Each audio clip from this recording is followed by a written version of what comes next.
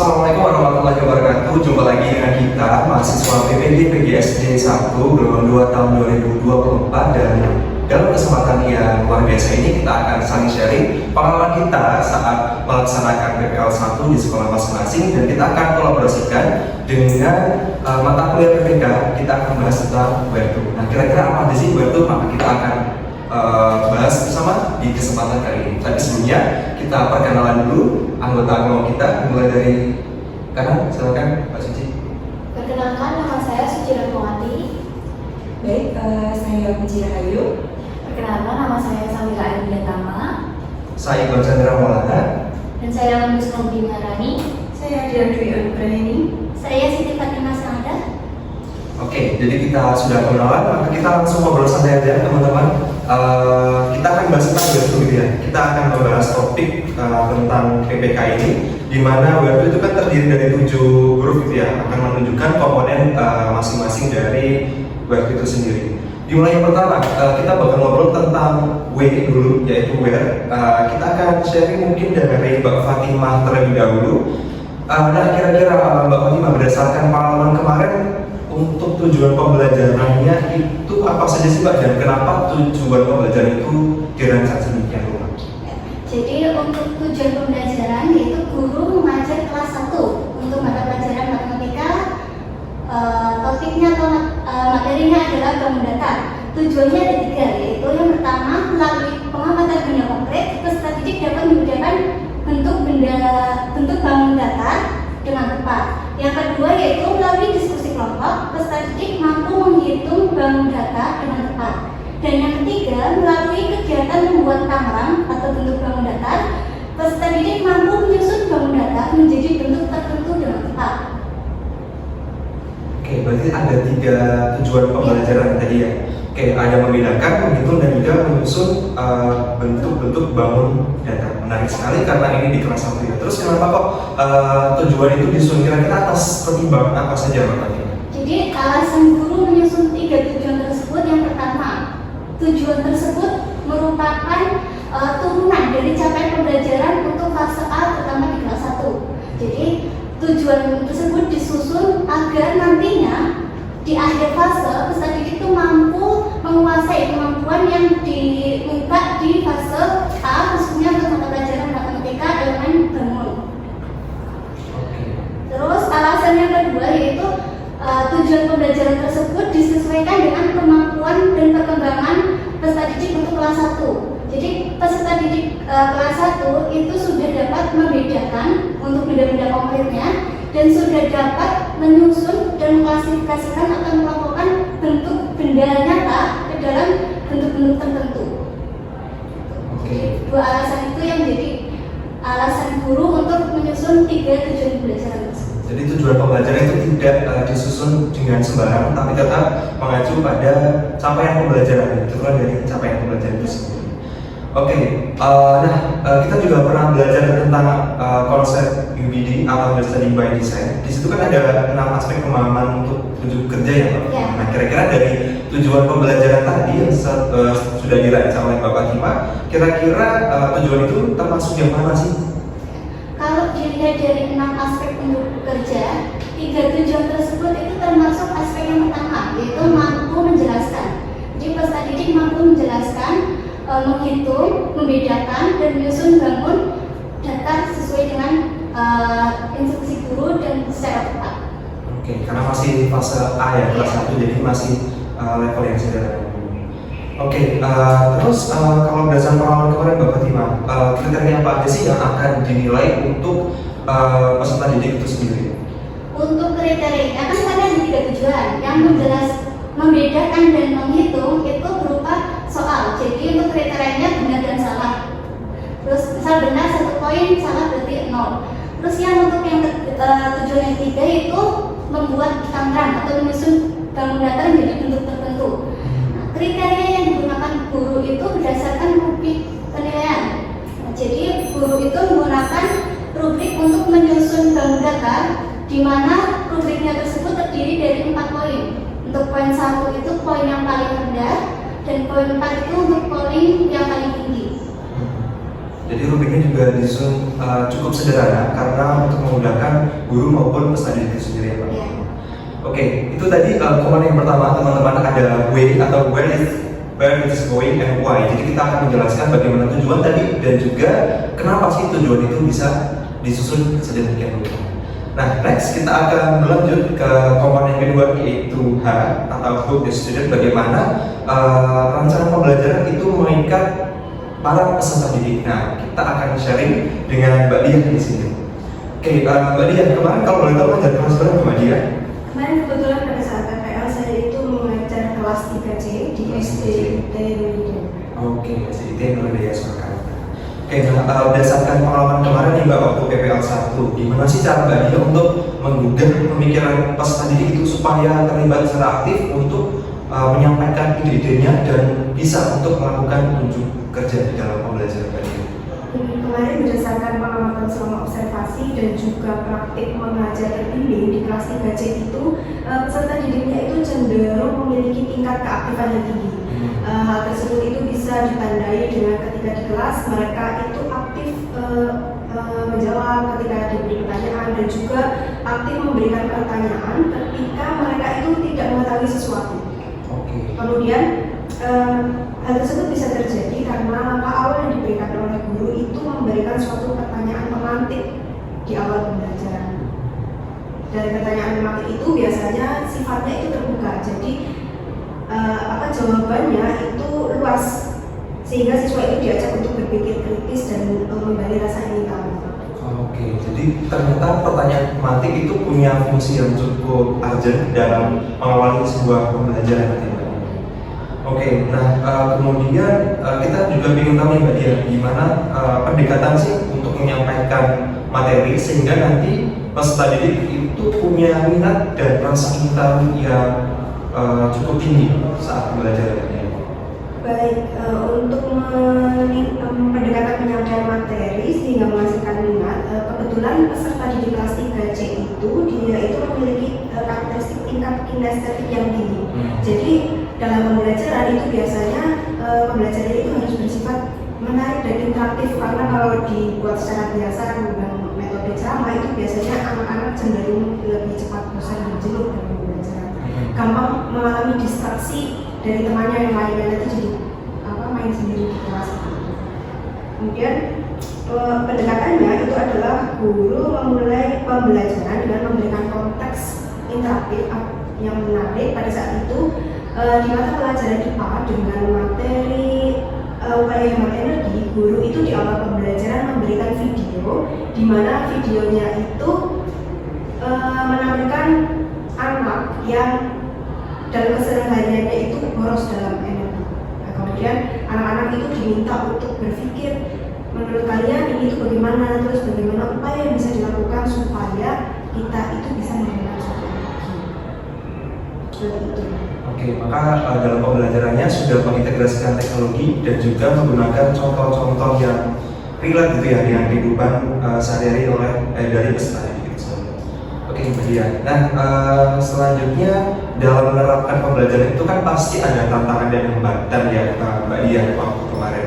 Misalnya mungkin tadi anak-anak kelas 3C itu kinestetik, tapi kan ada ya beberapa siswa yang tetap mungkin kurang percaya diri saat bertanya, kemudian ketika berdiskusi kurang percaya diri atau kurang bisa memutuskan keputusan. Nah, kira-kira hambatan yang dihadapi Mbak Dian selama PPL itu apa saja Mbak Dian? Betul sekali seperti kata Mas Iqbal, ketika memang secara keseluruhan di kelas siswa 3C itu aktif, tetapi masih ada 1-2 anak itu yang masih kurang partisipasinya di dalam kelas. Hambatannya itu bisa terjadi secara internal maupun eksternal. Secara internal itu sepengalaman saya, pertama itu adalah peserta didik tersebut itu kurang percaya diri.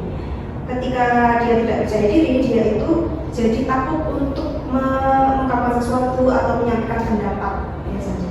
Terus kemudian yang kedua itu adalah kurang memahami materi. Biasanya peserta didik kalau dia itu dalam pembelajaran kurang memahami materi itu cenderung biasanya lebih banyak diam. Nah, nggak tahu jadinya diam aja. Kemudian yang ketiga itu ada peserta didik yang dalam pembelajaran itu kurang motivasi. Itu bagian secara internal atau dari dalam. Kemudian secara eksternal itu biasanya terjadi karena ada gangguan dari teman lain. Biasanya teman lainnya kalau ada yang ribut nanti itu biasanya mengajak teman yang lain untuk Misalnya kelas 3. Ya, mereka masih kelas 3, berarti itu masih bermain.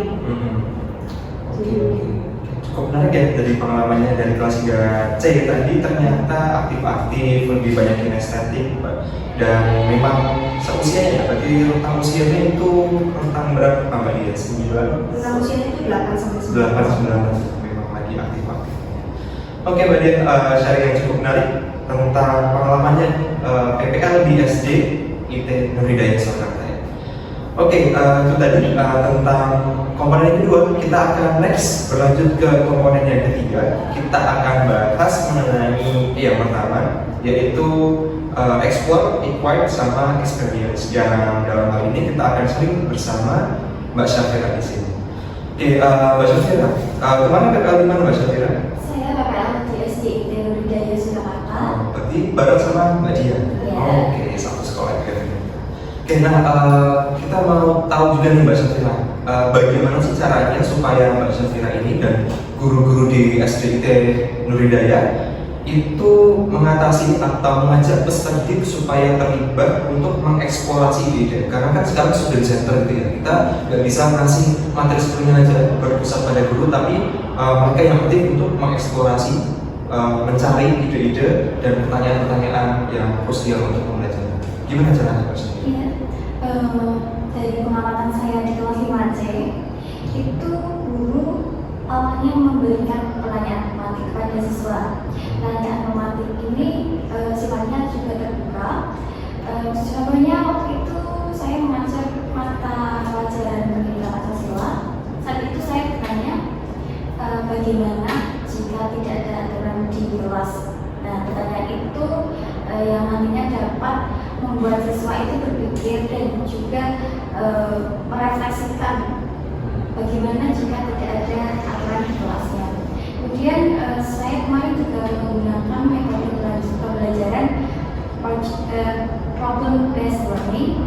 Dari belajar itu saya mengelompokkan beberapa siswa menjadi satu kelompok, kemudian memberikan topik kepada siswa tersebut tentang permasalahan norma-norma di lingkungan sekitar mereka. Jadi siswa itu nanti setelah berdiskusi kemudian mempresentasikan, dan siswa lain juga bisa menanggapi hasil presentasi siswa yang maju tersebut, sehingga terjadi pemikiran-pemikiran yang baru pada siswa tersebut.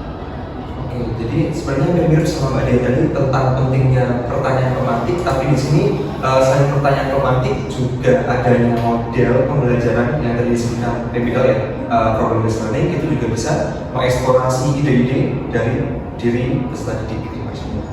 Oke, menarik. Terus pertanyaan selanjutnya nih, kita mau tanya-tanya ke Mbak Syafira juga.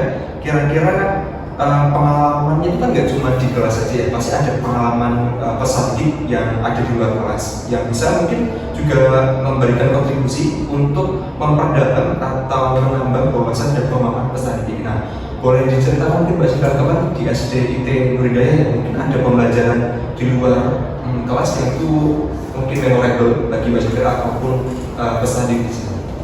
Ya, selama di SDIT Nur Hidayah terdapat kegiatan praktek belajar lapangan. Nah, waktu itu ada praktek yang lokasinya di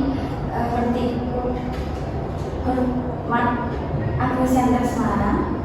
Nah, di situ kegiatannya siswa itu belajar untuk menanam sayuran, tumbuh-tumbuhan, kemudian juga memanen yang menggunakan teknologi.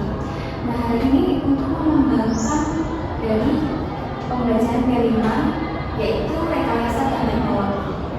Diharapkan dengan kunjungan ke lapangan langsung, siswa itu dapat belajar secara konkret, sehingga pembelajarannya itu tidak hanya materi saja, tetapi juga mempraktekkan dari yang dipelajari di P5 tersebut. Oke, Jadi cukup menarik ya. Kalau mungkin di SD negeri mungkin jarang ada semacam study tour ataupun pembelajaran di luar ruangan. Kalau di swasta mungkin ya, jadi lebih fleksibel dan itu cukup menarik. Selain pengaplikasian teknologi juga nanti bisa menguatkan profil pelajar Pancasila. Oke, sangat menarik Mbak Syakila. Di SDIT Budidaya kita sudah punya 2 narasumber dari SDIT Budidaya. Banyak sekali yang kita bisa dapat. Selanjutnya kita akan masuk ke komponen yang keempat, yaitu rethink, revisit, dan juga revise. Nah mungkin biar gantian gitu ya, biar 2 arah. Mungkin dari teman-teman semua ada pertanyaan mungkin ke saya supaya kita ada 2 arah biar lebih enak ngobrolnya tentang komponen yang keempat ini, teman-teman semua. Oke, izinkan saya bertanya sedikit. Sebelumnya Mas Iqbal ini kemarin PPN di mana? Di SDN Berantan 1 Surakarta. Kebetulan SD negeri, karena saya sendiri swasta pastinya berbeda. Betul. Kemudian sekarang ini kan kita ingin peserta didik itu mampu menyampaikan ide-ide penting dalam kegiatan pembelajaran. Nah, bagaimana cara yang diterapkan guru atau Mas Iqbal sendiri di dalam kelas untuk memandu peserta didiknya?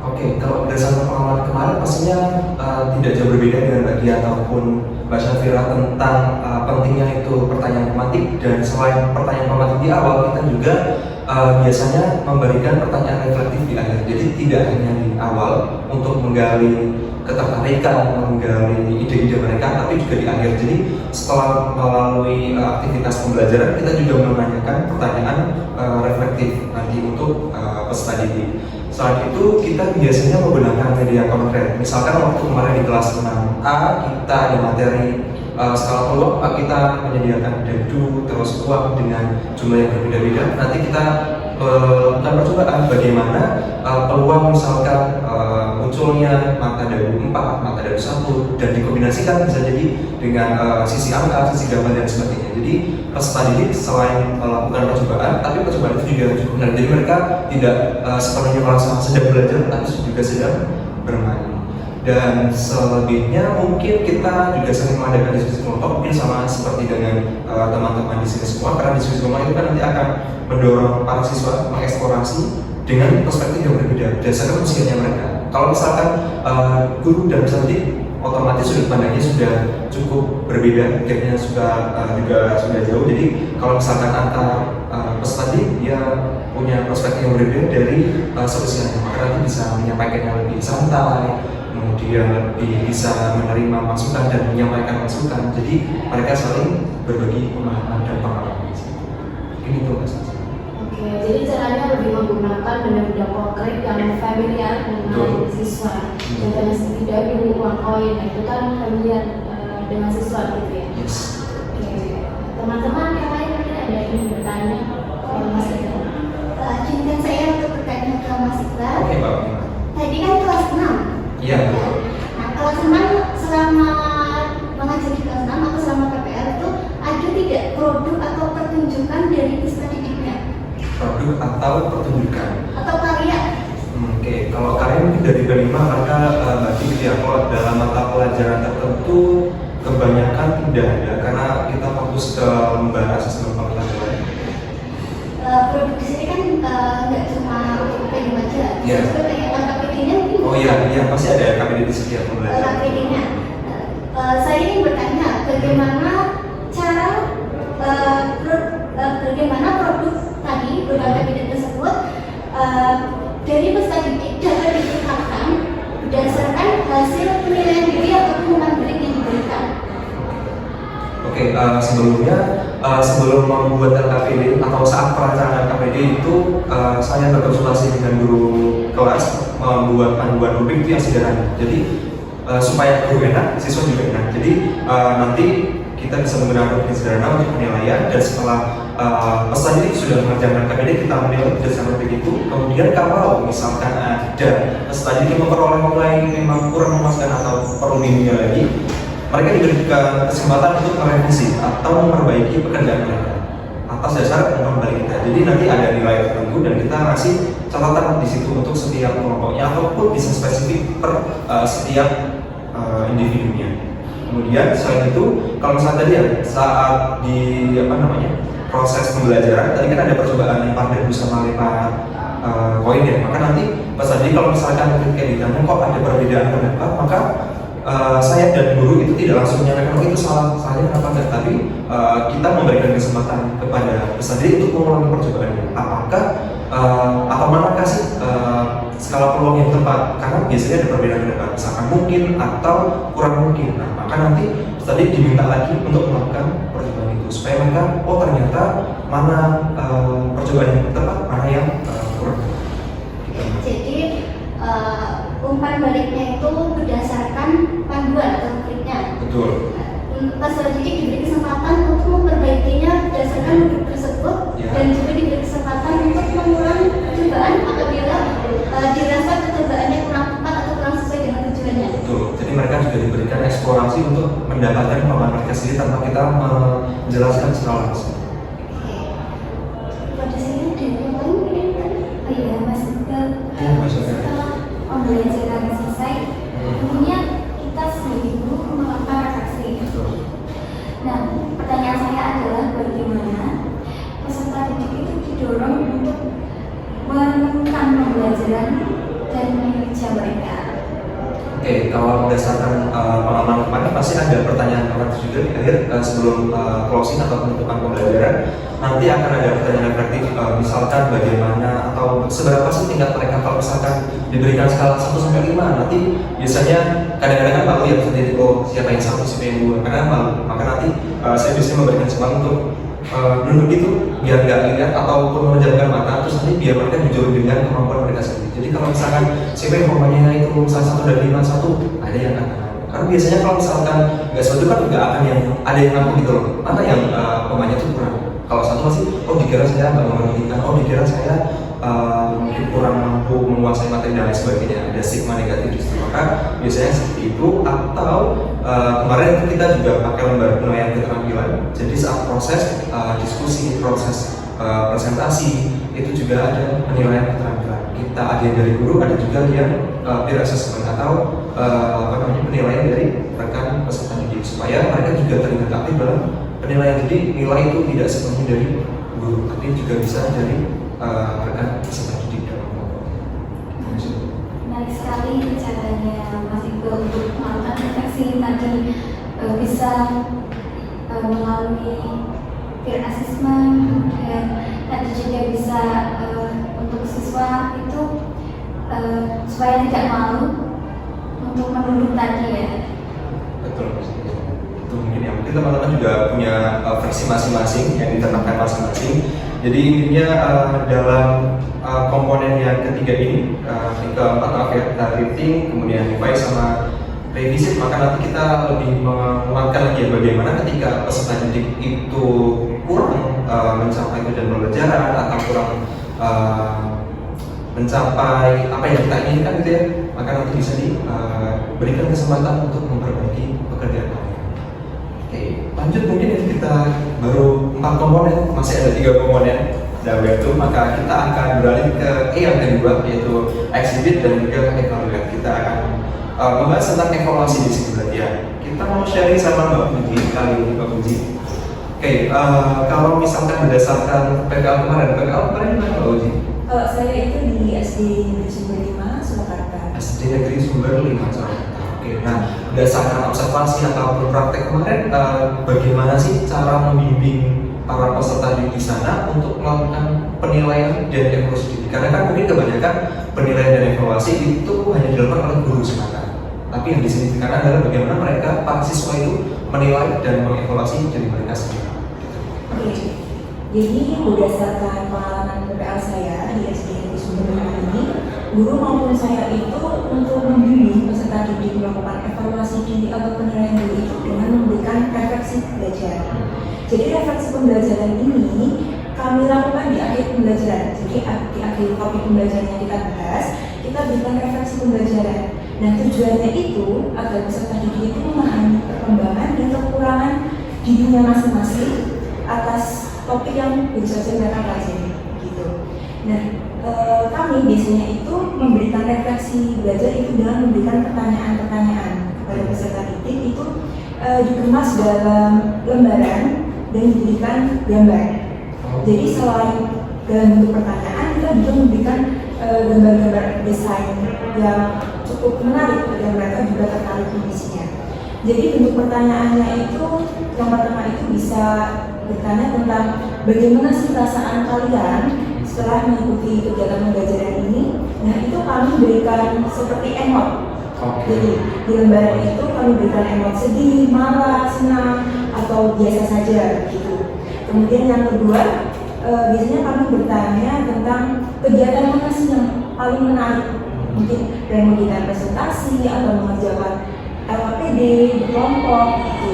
Kemudian yang ketiga, kita bertanya tentang hal atau materi baru apa yang sudah mereka pelajari. Kemudian yang keempat, kita bertanya tentang materi atau topik mana yang dikuasai dan belum dikuasai. Dan yang terakhir kita juga bertanya tentang saran atau tanggapan untuk pertemuan setelahnya selanjutnya agar lebih menarik dan menyenangkan. Gitu. Jadi tetap menggunakan lembaran, tapi supaya tidak terkesan oh ini ngerjain soal, oh ini ngerjain lembaran. Tadi diberikan ada emoji, kemudian ada desain gambar-gambar ilustrasi berarti ya Pak Puji, supaya lebih menarik dan tidak terkesan wah ini ujian, oh ini soal gitu ya. Cukup menarik Mbak Puji, mungkin bisa dijadikan inisiatif atau ide-ide untuk kita juga untuk menerapkannya karena cukup menarik ini. Kemudian kalau tadi kan evaluasi dari peserta didik pribadi ya. Kalau sekarang Mbak Puji, bagaimana sih cara melibatkan peserta didik juga dalam evaluasi diri akhir dan supaya mereka itu bisa mengidentifikasi diri dan juga bisa memiliki semangat belajar, Mbak Puji. Oke, jadi berdasarkan pengalaman saya mendampingi kelas 5, kelas 5 itu selalu memberikan refleksi kritis setelah pembelajaran, setelah PTS. Setelah PTS itu kan ada nilai keluar. Nah, nilai keluar wali kelas ini selalu berdiskusi, begitu mengadakan diskusi terbuka dengan peserta didik dengan menanyakan pertanyaan yang lebih kritis. Misalnya itu menanyakan tentang pencapaian terbesar apa yang sudah mereka raih dan hal apa sih yang perlu ditingkatkan gitu. Terus kemudian untuk meningkatkan peserta didik untuk memiliki semangat belajar yang lebih tinggi, itu guru seringkali membuat ruang terbuka untuk diskusi, kemudian memberikan ujian, kemudian menghargai proses belajarnya dan pencapaiannya. Nah, dengan kegiatan tersebut, peserta didik ini akan merasa bahwa dirinya itu didukung, dihargai sehingga dapat memunculkan percaya diri dan semangat belajar. Satu hal yang benar tadi ya, perlu adanya dukungan karena hal kecil, progres yang kecil peserta didik juga kita harus menghargai karena mungkin kebanyakan tidak semua orang punya kepekaan untuk menghargai jerih payah dari dirinya. Kalau misalkan little progress itu juga termasuk kemajuan dunia. Oke, keren. Terus aku mau nanya juga nih Mbak Puji, supaya kita juga sama-sama belajar gimana sih Mbak Puji dan guru-guru di SD Negeri Sumber 5 tadi ya untuk membantu peserta didik melihat apa yang mereka pelajari dan apa aja sih yang perlu mereka perbaiki lebih lanjut. Mungkin tadi bisa dijelaskan, tapi mungkin bisa dikuatkan kembali. Baik, jadi bagaimana saya maupun guru kelas itu membantu peserta didik untuk mengetahui apa yang sudah mereka pelajari dan yang masih kurang. Jadi kalau dari guru kelas sendiri itu seringkali membuat kuis singkat, tapi kuis singkatnya itu dikemas dalam sebuah permainan. Jadi dari guru kelas itu seringkali membuat kartu yang dipotong-potong dari manila. Jadi di dalamnya itu dibuat soal, tapi itu sangat singkat. Jadi peserta didik itu bisa langsung menjawab. Kayak kurang singkat, istilah singkat itu ya. Jadi kalau saya sendiri itu saya menerapkan kuis menggunakan word wall maupun kartu dengan dadu. Jadi dadu ini bukan dadu angka, tetapi dadu warna. Untuk kartunya sendiri itu saya menggunakan kertas dadu warna dengan jumlahnya itu 6. Dan masing-masing warna itu memiliki soal yang berbeda-beda. Dan masing-masing warna itu saya sediakan soal berjumlah 12. Jadi total soal yang saya tempel di papan tulis itu ada 60 soal. Luar biasa. Benar sekali ya. Jadi nanti satu persatu peserta didik itu saya panggil maju. Nah kemudian mereka melempar dadu. Misalnya si A mendapatkan mendapatkan baju berwarna kuning. Nah, setelah mereka mendapatkan baju berwarna kuning, dia itu berhak memilih pertanyaan apa saja yang berwarna kuning. Jadi boleh milih yang mana aja. Secara random. Iya, secara random. Nah, mereka itu bisa langsung menjawab atau mungkin bisa dibawa dulu, kemudian ditulis di buku tulis. Begitu. Lantas untuk penilaiannya gimana Pak? Ketika misalkan seorang peserta didik itu menjawab benar atau menjawab salah, nanti tindak lanjutnya gimana? Jadi kalau dari gurunya sendiri itu setelah dibagikan kartu, masing-masing itu dipanggil kemudian diminta untuk menjawab. Oke. Nah, setelah semuanya selesai menjawab dan diberikan atau dikoreksi betul atau salahnya, kemudian guru kembali menjelaskan lagi. Nah, kemudian kami juga setelah selesai pembelajaran kami selalu memberikan soal latihan atau tugas. Nah, kemudian apabila ada peserta didik yang masih kurang nilainya, kami juga berikan kesempatan untuk mengerjakan remedial. Oke, remedialnya dengan soal yang sama atau bagaimana kalau yang berbeda? Oke, untuk remedialnya kami berikan soal yang berbeda, tapi dengan tingkat kesulitan yang sama. Oke, luar biasa sekali. Tadinya ada banyak ini deh. Kalau tadi saya dadu untuk keluar, ternyata dadu pakai warna ya, bukan pakai area. Oke, menarik. Jadi kita saling share, ternyata banyak hal yang bisa kita terapkan nanti ya. Barangkali waktu PPL 2 kita bisa saling memakai atau mengaplikasikan ide-ide luar biasa dari kita semua. Oke, lanjut ya. Masih ada 2 komponen ternyata. Komponen yang 2 terakhir ini ada T, yaitu Taylor to Student. Kita mau sharing sama Mbak Anggun di sini. Oke, Mbak Anggun kemarin PPL di mana Mbak Anggun? Di ITN Hidayah juga. Oh, Hidayah juga. Jadi Mbak Syatra dan Mbak Dia. Oke. Nah kita ingin tahu nih Mbak Anggun, gimana sih cara Mbak Anggun atau guru-guru di SD ITN Hidayah untuk mengakomodasi atau memfasilitasi berbagai kebutuhan peserta didik yang disesuaikan dengan tujuan pembelajaran yang sudah ditetapkan itu Pak? Cara saya tentunya yang pertama itu dengan melakukan observasi terlebih dahulu, mendeteksi terlebih dahulu di kelas yang saya ajar itu kan kelas 1 ya, tentunya masih banyak karakter-karakter yang belum dewasa ya, belum muncul semuanya, maka kita harus mendeteksi terlebih dahulu kemampuan lalu gaya belajar mereka. Nah, dari deteksi tadi kita baru bisa menentukan tujuan pembelajaran serta baru bisa merancang perangkat pembelajaran. Nah, dari tujuan itu selama saya menyusun tujuan itu dilihat dari deteksi yang kita buat, yang kita sudah lakukan. Nah, tujuannya itu harus mengakomodasi dari berbagai macam kebutuhan peserta didik tadi. Dari tujuan pembelajaran tadi kita harus menginkludkan juga media pembelajaran agar kebutuhan tadi juga terakomodasi. Seperti misal tujuan yang saya buat itu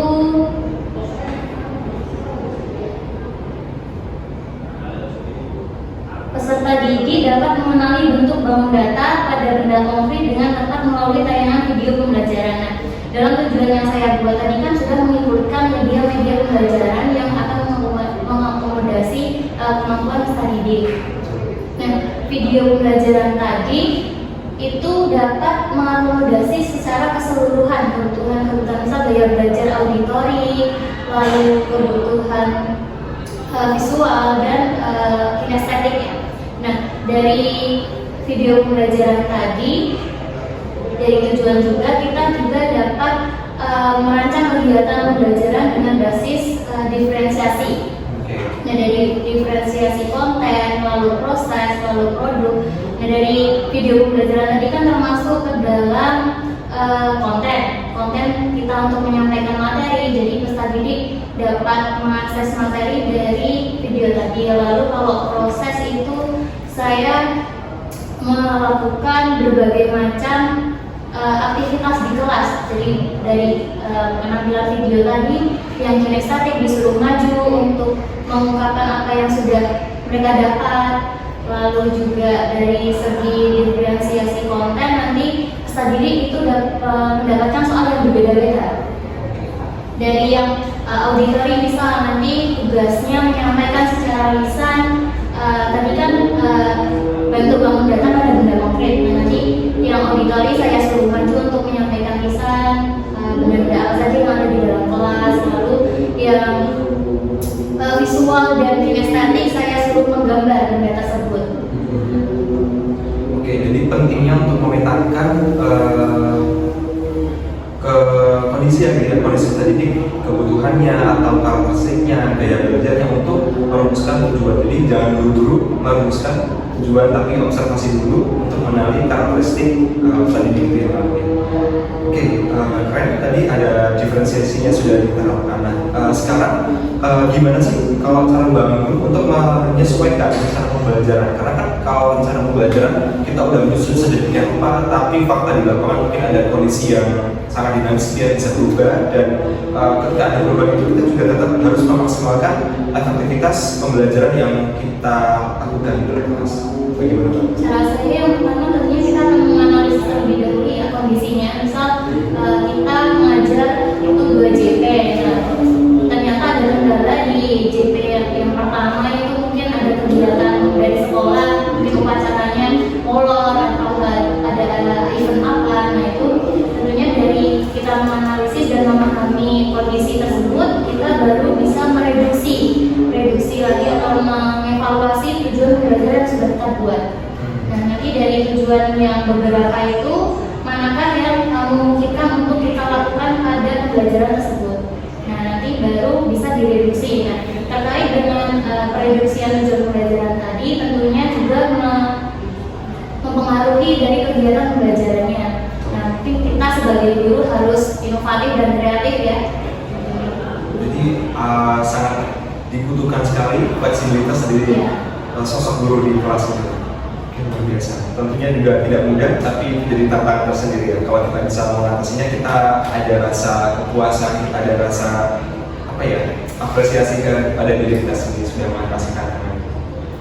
Oke, karena sampai kita sudah di komponen yang terakhir, kita akan ke komponen yang terakhir dituju organize ya. Kita akan bincang-bincang sama yang dituju Mbak Suci.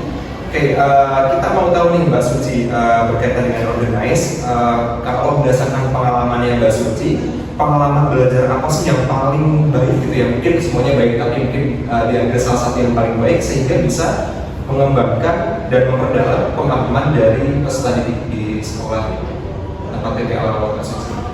Oke, dan hari ini paling baik berkaitan dengan pemahaman peserta didik. Menurut saya pembelajaran yang paling baik ini saat saya menerapkan metode pembelajaran yang berbasis masalah. Jadi kita mengarahkan peserta didik untuk menyelesaikan masalah di sekitar kita atau masalah nyata yang ada di lingkungan sehari-hari. Karena kita juga dapat menerapkan atau meningkatkan keterampilan berpikir kritisnya peserta didik. Nah, setelah saya menerapkan metode tersebut, saya juga memberikan kuis. Nah, salah satu kuis yang saya terapkan itu namanya berburu. Saya membuat total 100 soal yang berbeda dengan 100 ya? Iya, 100 soal yang Dari berbeda. 60, 100, oke. Peserta didiknya. Dan setiap soal ini dibagi 4 poin, jadi ada tingkat poin yang berbeda sesuai dengan tingkat soal yang berbeda pula. Jadi peserta didik bisa dilatih pemahamannya dari yang dasar hingga yang tertinggi. Nanti yang soal yang paling sulit nanti mendapatkan poinnya paling banyak. Oke, cukup lagi ya. Tadi berarti penerapan PBL gitu ya Mbak Suci. Nah, dalam penerapan PBL atau program dasar ini kan pasti ada potensi-potensi peserta didik itu mengalami mungkin pemahaman yang kurang utuh atau justru bisa mendapatkan kesalahpahaman gitu ya. Nah, kira-kira gimana sih cara Mbak Suci atau guru-guru di sekolah untuk setidaknya meminimalkan potensi atau kemungkinan kesalahpahaman pada peserta didik Mbak Suci? Ya, kendala dalam kegiatan pembelajaran pasti tidak bisa kita hindari ya. Mau itu kendala yang besar atau kecil, nah tugas kita sebagai guru itu adalah mengatasi, bagaimana cara mengatasi kendala tersebut. Salah satunya kita bisa menyediakan benda konkret seperti yang dijelaskan oleh Mas Iqbal dan Puji. Kita bisa menjelaskan pembelajaran dengan bantuan benda konkret sehingga peserta didik itu bisa memiliki gambaran langsung. Oh, bentuknya seperti ini, masalahnya seperti ini. Kemudian kita jelaskan secara rinci. Nah, dari hal itu peserta didik jadi mengetahui pembelajaran atau istilahnya kita bisa mengurangi kesalahpahaman antara materi dan apa yang kita sampaikan. Oke, luar biasa. Nah, kemudian aku ingin tanya juga ke Mbak Suci, selain tadi potensi tantangan atau pembelajaran tentang kesalahpahaman gitu ya, kan ada juga potensi di mana mungkin pembelajaran yang kita susun dalam penerapan itu bisa jadi kurang efektif. Nah, kira-kira gimana sih cara Mbak Suci untuk koordinasi ya, untuk mengatur ataupun mengurutkan pengajaran supaya nanti keterlibatan siswa itu maksimal dan pembelajaran juga bisa dikatakan efektif.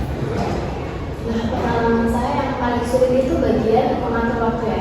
Alokasi waktu. Alokasi waktu. Apalagi saat kita menerapkan salah satu pembelajaran yang berbasis proyek atau pembelajaran PJBL. Sempat saya mengalami waktu itu hampir kurang waktu gitu. Nah, kita bisa mengatasinya dengan mengira-ngira sebelumnya. Kira-kira dari tahap ini sampai tahap ini atau 3 tahap dalam pembelajaran itu kita membutuhkan waktu berapa menit yang kita sesuaikan dengan JP tadi.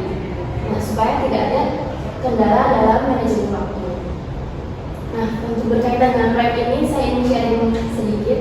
Kebetulan dalam proyek itu saya menerapkan berkaitan dengan energi. Siswa saya minta untuk membuat mobil mini panel surya, jadi memanfaatkan tenaga matahari untuk menjalankan mobil itu. Jadi mobilnya nanti bisa bergerak secara otomatis dengan bantuan sinar matahari. Nah, itu menurut saya sulit karena ada kendala dia, karena itu kan harus memakai sinar matahari. Di mana pembelajaran itu dilaksanakan pada pukul 7:30 pagi. Nah, otomatis kita kesulitan untuk prakteknya itu. Bagaimana cara kita mengamati mobilnya itu berjalan sedangkan tidak ada sinar matahari yang terik. Terus sudah musim hujan ya kemarin ya. Nah, iya betul. Nah, jadi saya memberikan solusi kepada peserta didik untuk melakukan pengamatannya itu setelah sholat zuhur. Jadi waktu siang hari kita melanjutkan untuk mengamati sedikit. Jadi lagi ke fleksibilitas Ya, juga ya, fleksibilitas seperti juga. yang kita share sama Mbak. Oke, luar biasa. Keren ya ternyata ya, ada 7 komponen, tapi kalau dijabarkan ternyata mungkin lebih dari 7 inti itu sendiri ya. Jadi itu tadi penjabaran tentang kolaborasi kita untuk membahas tentang aktor baru tugas PPK kali ini. Semoga apa yang kita sampaikan itu bisa bermanfaat untuk para pendengar dan untuk kita semua. Dan sampai jumpa lagi di kesempatan berikutnya. Assalamualaikum warahmatullahi wabarakatuh.